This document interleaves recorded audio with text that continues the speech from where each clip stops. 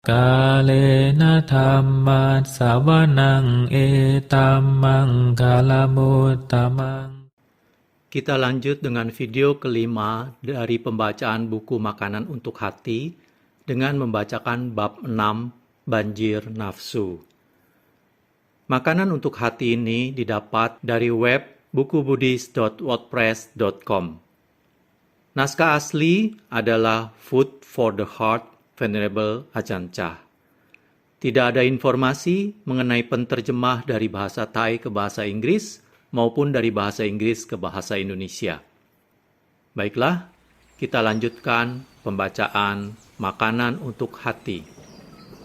Bab 6. Banjir Nafsu. Kamogha, banjir nafsu.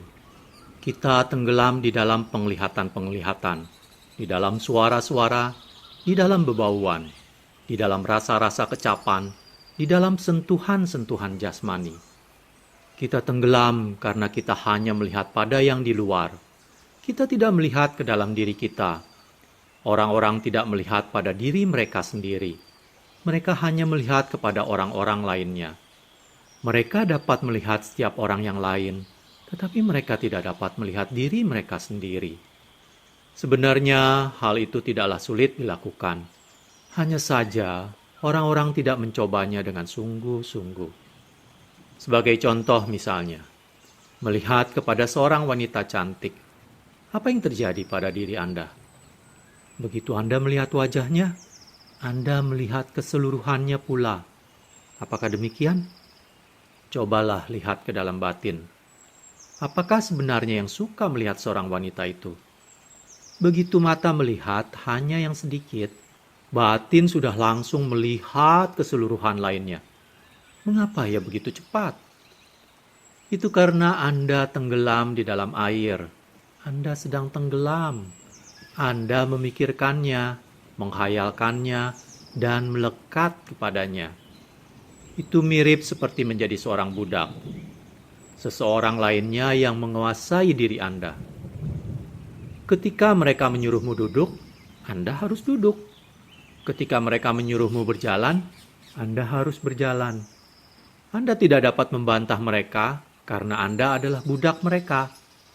Diperbudak oleh nafsu-nafsu adalah juga sama.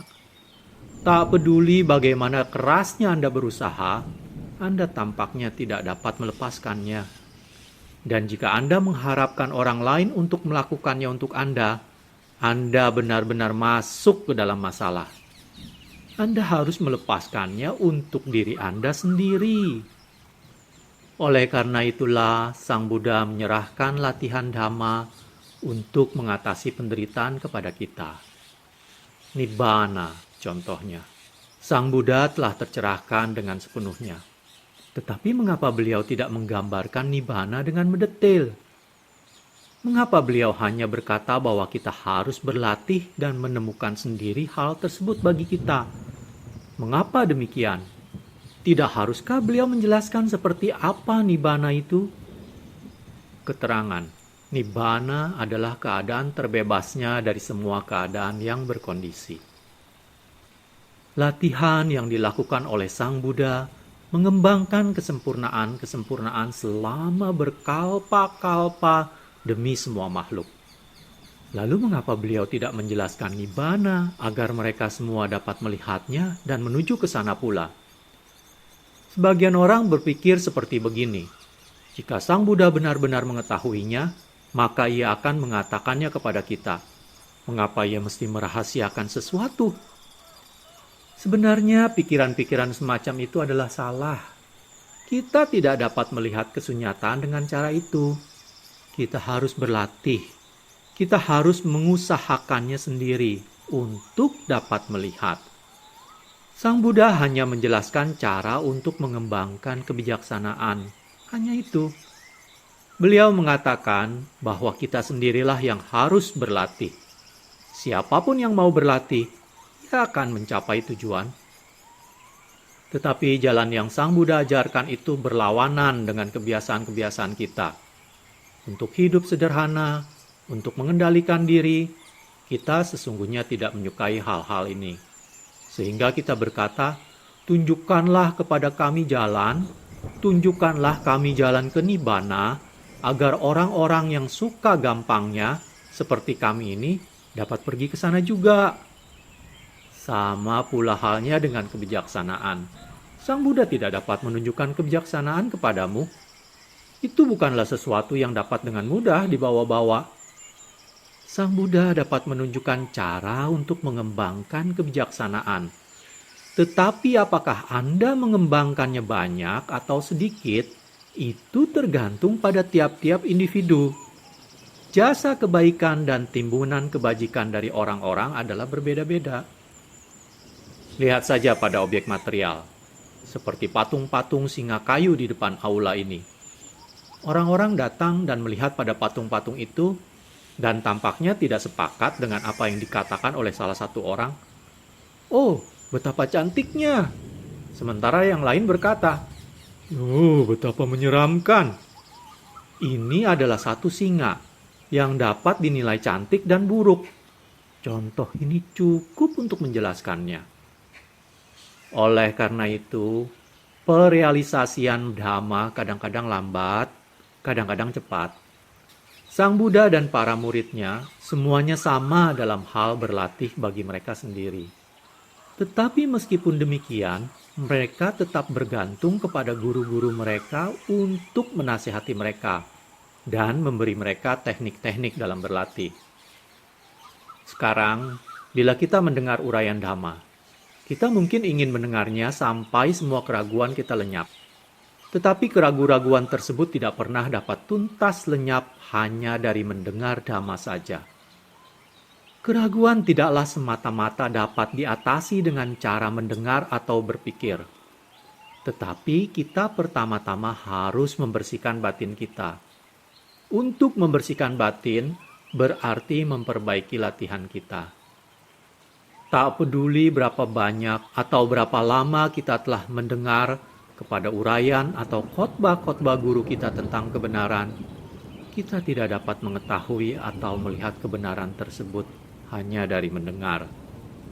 Jika kita melakukan hal seperti itu, maka itu hanya akan menjadi suatu perkiraan atau terkaan saja. Namun, meskipun hanya dari mendengar kepada Dhamma itu saja tidak menuntun kepada perealisasian, itu tetap bermanfaat. Ada satu kisah pada masa Sang Buddha, di mana seseorang merealisasi Dhamma, bahkan merealisasi tingkat tertinggi arahat ketika sedang mendengarkan uraian Dhamma. Tetapi orang-orang seperti itu adalah orang-orang yang telah tinggi perkembangan batinnya. Batin mereka telah mengerti akan beberapa penguasaan. Itu sama seperti sebuah bola. Ketika sebuah bola dipompa dengan udara, ia mengembung. Sekarang, udara yang ada di dalam bola tersebut saling mendesak untuk keluar. Tapi tidak ada lubang baginya untuk keluar. Begitu ada jarum yang menusuk bola tersebut, udara di dalam bola tersebut keluar dengan cepat. Sama halnya dengan ini. Batin-batin dari murid-murid yang langsung mencapai pencerahan ketika mendengar kepada Dhamma adalah sama seperti demikian. Sejauh tidak ada katalisator yang dapat menyebabkan reaksi dari tekanan ini di dalam mereka, itu sama seperti sebuah bola. Batin belum terbebas dikarenakan oleh hal kecil yang menghalangi kebenaran.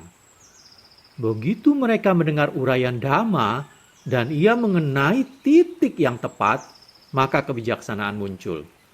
Mereka dengan seketika mengerti, dengan seketika dapat melepas, dan merealisasi kebenaran Dhamma. Demikianlah jalannya. Cukup mudah. Sang batin meluruskan dirinya sendiri. Ia berubah atau berbelok dari satu pandangan ke pandangan lainnya.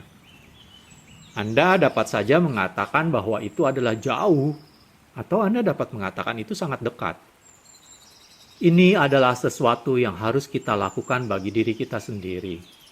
Sang Buddha hanya mampu memberikan teknik-teknik atau cara-cara bagaimana untuk mengembangkan kebijaksanaan. Dan demikian juga dengan guru-guru zaman sekarang. Mereka memberikan uraian-uraian, khotbah-khotbah Dhamma, Mereka membicarakan tentang kebenaran, tetapi tetap mereka tidak dapat menjadikan kebenaran tersebut menjadi milik kita. Mengapa tidak dapat? Karena ada sebuah film yang mengaburkannya. Anda dapat mengatakan bahwa kita telah tenggelam di dalam banjir. Kamogha, banjir nafsu. Bawogha, banjir dumadi. Dumadi atau bawa berarti alam kelahiran. Nafsu-nafsu ragawi lahir pada penglihatan-penglihatan. Suara-suara, rasa-rasa kecapan, bebauan, perasaan-perasaan, dan pikiran-pikiran yang mengidentifikasi diri dengan hal-hal ini. Batin mencengkram dengan cepat dan ia melekat kepada nafsu-nafsu ragawi tersebut. Sebagian pencari kebenaran merasa bosan, merasa tak sanggup, lelah terhadap latihan dan malas.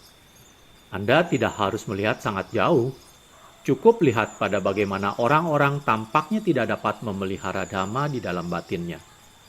Dan seandainya mereka dimarahi, mereka akan mengingatnya sampai bertahun-tahun. Mereka mungkin mendapat marah atau dimarahi pada awal masa retret. Dan bahkan sesudah selesai masa retret, mereka masih belum melupakannya. Dalam seluruh hidupnya, mereka tetap tidak mau melupakannya jika itu tertanam cukup dalam. Tapi bila itu terhadap ajaran Sang Buddha yang menyuruh kita untuk hidup sederhana, untuk dapat mengendalikan diri dan berlatih dengan bersungguh-sungguh, mengapa orang-orang tidak mengingat hal ini di dalam hati mereka? Mengapa mereka dengan mudah melupakan hal-hal ini? Anda tidak perlu melihat jauh-jauh. Cukup lihat pada latihan kita di sini. Sebagai contoh, aturan-aturan yang telah ditetapkan, seperti sehabis makan, saat mencuci mangkuk, jangan mengobrol. Bahkan hal ini tampaknya terlalu sulit untuk dilakukan. Meskipun kita tahu bahwa mengobrol itu adalah tidak bermanfaat dan dapat menyeret kita kepada kenafsuan, orang-orang tetap suka bicara. Dalam pembicaraan itu, sebentar saja mereka sudah mulai tidak setuju dan akhirnya menjadi berbeda pendapat dan bercekcok. Tidak ada yang lebih lagi daripada ini. Orang-orang tampaknya belum mau melakukan usaha yang cukup untuk itu. Mereka mengatakan bahwa mereka ingin melihat Dhamma. Tetapi mereka ingin melihatnya dengan ketentuan atau syarat-syarat mereka sendiri.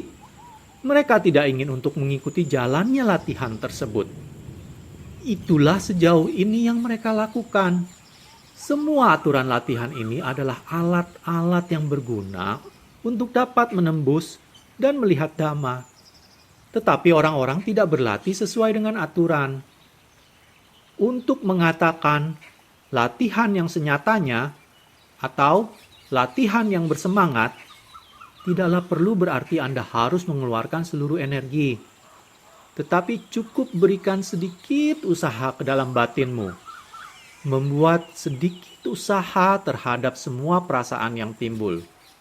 Khususnya terhadap perasaan-perasaan yang terbenam dalam kenafsuan. Mereka-mereka ini adalah musuh-musuh kita. Tetapi orang-orang nampaknya tidak dapat melakukannya.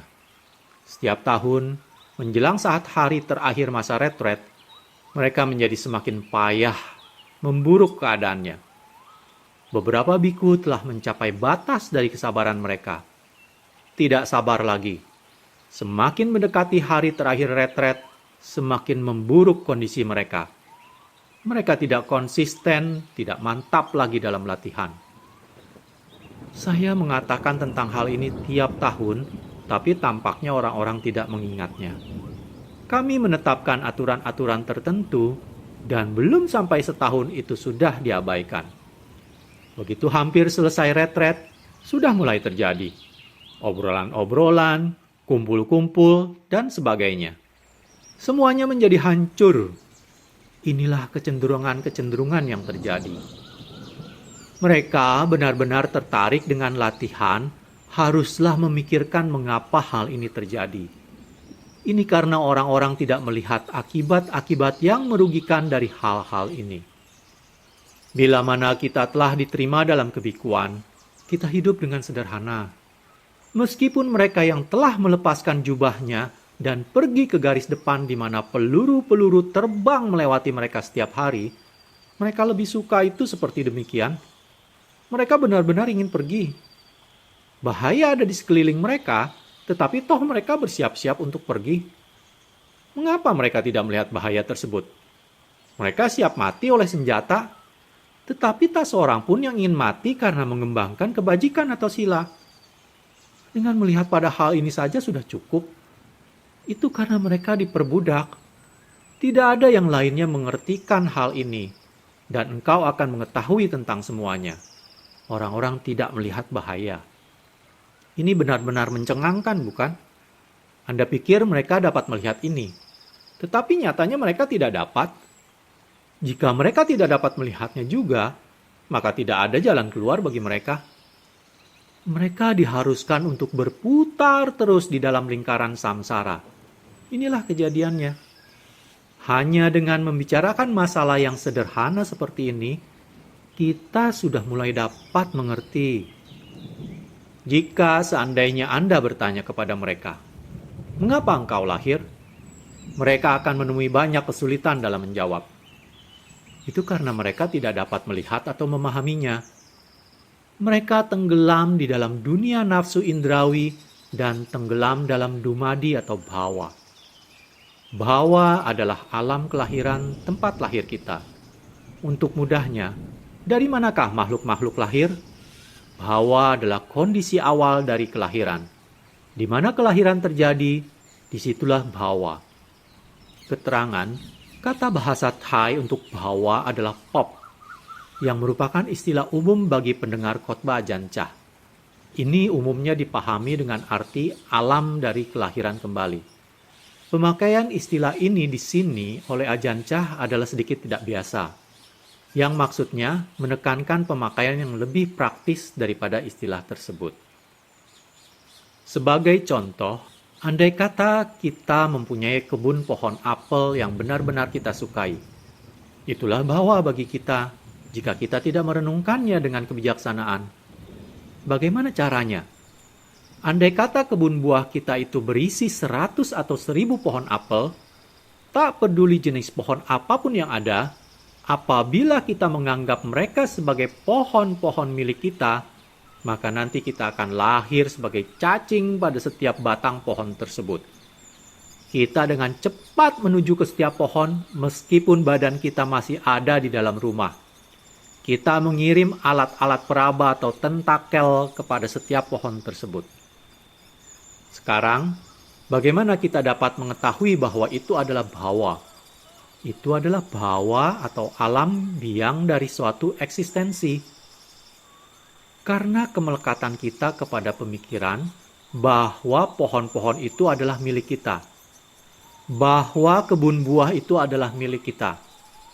Jika misalnya ada orang lain datang membawa kapak dan menebang salah satu pohon tersebut, maka si pemilik yang berada di dalam rumah ikut mati bersama pohon tersebut. Dia menjadi sangat marah dan merasa harus pergi untuk menyelesaikan masalah tersebut, untuk berkelahi dan bahkan mungkin untuk membunuhnya. Pertengkaran itu adalah kelahiran. Bidang atau alam dari kelahiran tersebut adalah kebun buah itu yang kita lekati sebagai milik kita. Kita lahir tepat pada titik di mana kita menganggap mereka sebagai milik kita. Lahir dari bhawa tersebut. Meskipun jika kita mempunyai 1000 pohon apel, jika seandainya seseorang menebang hanya satu, itu akan seperti memotong pemiliknya. Apapun yang kita lekati, tepat di sana kita lahir. Kita eksis tepat di sana. Kita lahir segera ketika kita mengetahui. Ini adalah mengetahui yang melalui ketidaktahuan. Kita mengetahui bahwa seseorang telah menebang salah satu pohon kita, tetapi kita tidak tahu bahwa pohon-pohon itu adalah sebenarnya bukan milik kita. Inilah yang dikatakan dengan mengetahui lewat tidak mengetahui. Kita terikat untuk dilahirkan ke dalam bhawa tersebut. Wata, roda dari keadaan yang berkondisi, berjalan seperti ini. Orang-orang melekat kepada bawah. Mereka tergantung kepada bawah. Jika mereka mengharapkan bawah, ini adalah kelahiran. Selama kita belum dapat melepas, kita menempel pada jejak dari samsara, berputar terus seperti sebuah roda. Lihatlah pada hal ini. Renungkanlah ini. Apapun yang kita lekati sebagai kita atau milik kita, di sanalah tempat bagi suatu kelahiran.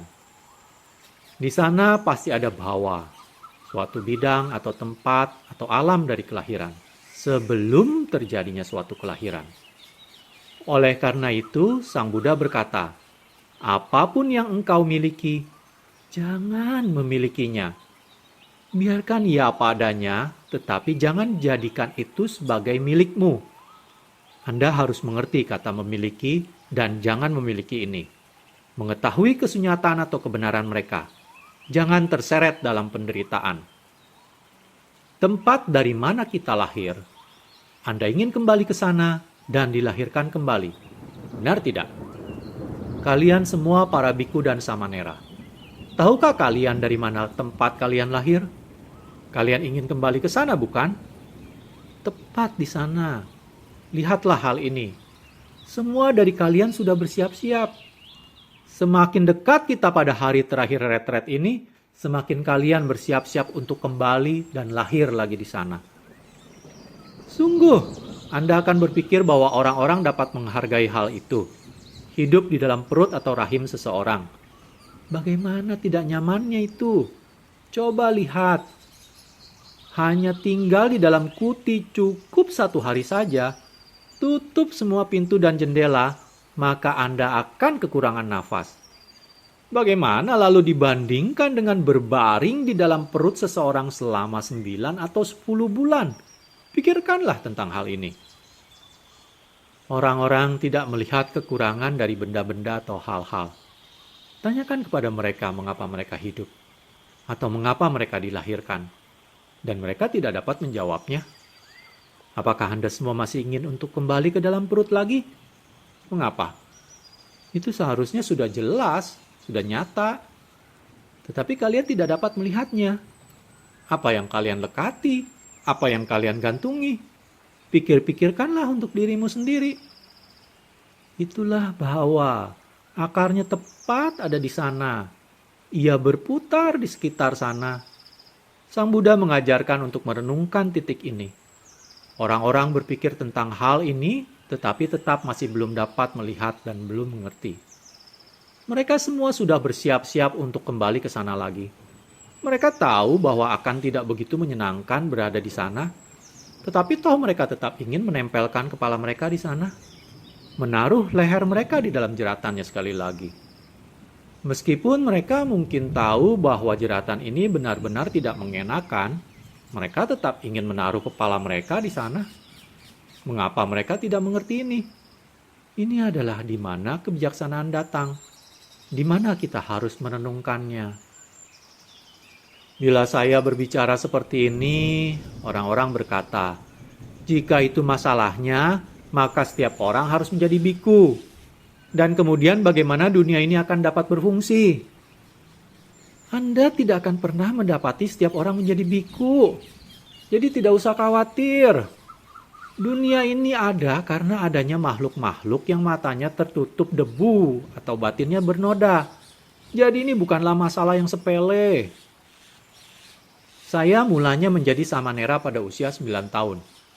Saya mulai berlatih sejak saat itu. Tetapi pada masa-masa itu saya tidak benar-benar mengetahui tentang apa semua ini. Saya menjadi mengerti ketika saya telah menjadi seorang biku. Sejak menjadi seorang biku, saya menjadi sangat hati-hati. Kesenangan-kesenangan indrawi yang digemari oleh orang-orang tampaknya tidak terlalu menarik bagi saya. Saya melihat penderitaan di dalamnya. Sama seperti melihat sebuah pisang yang enak yang saya tahu sangat manis rasanya, tetapi yang juga saya tahu itu beracun. Tak peduli bagaimanapun manis atau menariknya ia, jika saya memakannya, maka saya akan mati. Setiap saya merenungkan dalam cara ini, Setiap kali saya ingin memakan buah pisang tersebut, saya akan melihat racun tertanam di dalamnya. Dengan demikian, akhirnya saya dapat mengusir ketertarikan saya terhadap hal-hal tersebut. Sekarang, pada usia saya sekarang ini, hal-hal semacam itu sama sekali tidak menggoda lagi. Sebagian orang tidak melihat racun tersebut. Sebagian melihatnya, tetapi tetap ingin mencoba keberuntungan mereka. Jika tanganmu terluka, janganlah menyentuh racun. Ia akan meresap ke dalam lukamu. Berbicara tentang nafsu indrawi, itu sulit untuk ditaklukkan. Sungguh-sungguh sulit untuk melihat dia sebagaimana adanya. Kita harus menggunakan alat-alat yang amat canggih. Anggaplah kesenangan-kesenangan indrawi itu seperti memakan daging yang mana ia akan tersangkut di gigimu. Sebelum Anda habis makan, Anda harus mencari tusuk gigi untuk mengeluarkannya. Saat daging tersebut keluar, Anda merasa sedikit enak, lega. Sehingga mungkin Anda berpikir bahwa Anda tidak akan memakan daging lagi. Tetapi ketika Anda melihatnya lagi, Anda tidak dapat menahan diri lagi.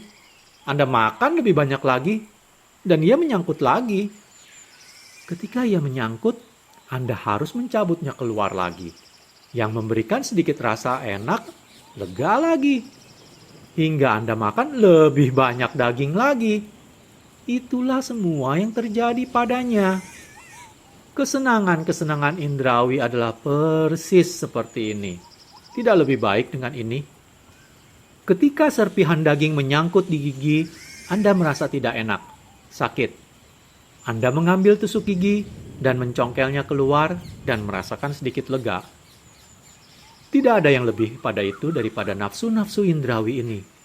Tekanan tersebut menekan dan menekan, hingga Anda melepaskannya sedikit. Oh, begitulah rasanya. Saya tidak tahu tentang apa saja semua kerepotan itu. Saya tidak mempelajari hal-hal ini dari siapapun juga. Hal-hal tersebut muncul pada diri saya dalam latihan saya. Saya duduk dalam meditasi dan merenungkan kesenangan indrawi itu seperti sebuah sarang semut merah. Keterangan, keduanya, baik semut-semut merah maupun telur-telurnya, digunakan sebagai makanan di timur laut Thailand, sehingga penyerangan terhadap sarang mereka bukanlah hal yang asing. Seseorang mengambil sebatang kayu dan menyodok sarang tersebut hingga semut-semutnya keluar, merayap turun melalui kayu itu, dan menuju ke muka orang itu, menggigit mata dan hidung orang tersebut. Dan mereka tetap masih belum melihat mereka sedang dalam kesulitan. Bagaimanapun, itu bukanlah sesuatu yang di luar kemampuan kita.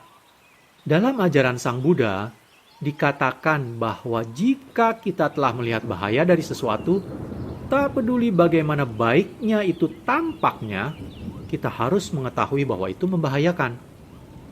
Apapun yang belum kita lihat bahayanya, kita berpikir ya baik. Jika kita belum melihat bahaya dari benda-benda, kita tidak dapat melepaskannya. Pernahkah Anda mengamatinya?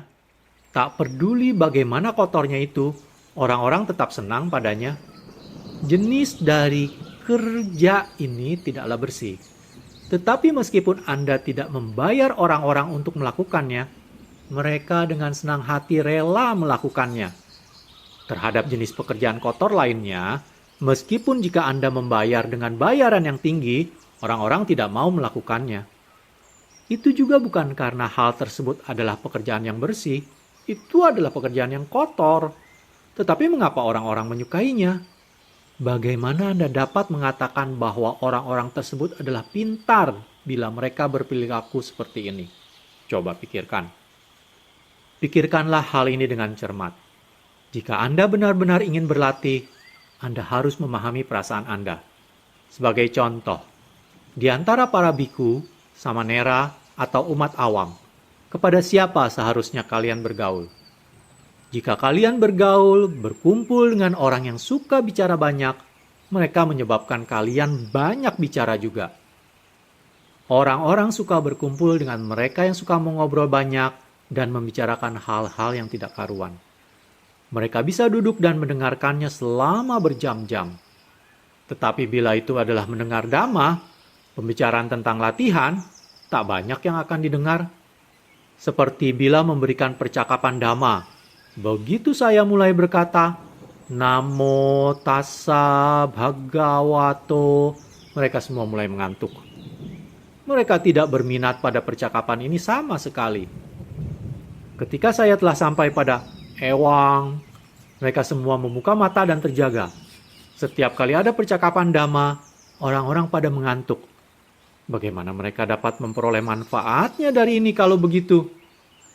Keterangan, Namo tassa bhagavato adalah baris pertama dari kata-kata penghormatan dalam tradisi Pali. Disebutkan sebelum memulai suatu percakapan dhamma resmi. Ewang adalah kata Pali untuk mengakhiri suatu percakapan atau khotbah dhamma. Ini adalah kesempatan kalian. Sekarang kalian telah ditahbiskan. Hanya ada satu kesempatan ini. Jadi perhatikanlah baik-baik. Lihatlah pada benda-benda atau hal-hal dan pertimbangkan jalan mana yang akan kalian pilih. Kalian sekarang bebas. Kemana kalian akan pergi dari situ? Kalian sedang berdiri di persimpangan jalan antara jalan keduniawian dan jalan dhamma. Jalan mana yang akan kalian pilih? Inilah saatnya untuk memutuskan. Kalian sendirilah yang membuat pilihannya. Jika kalian dibebaskan, itu adalah pada titik ini. Kalena dhamma savanang etammang kalamutamang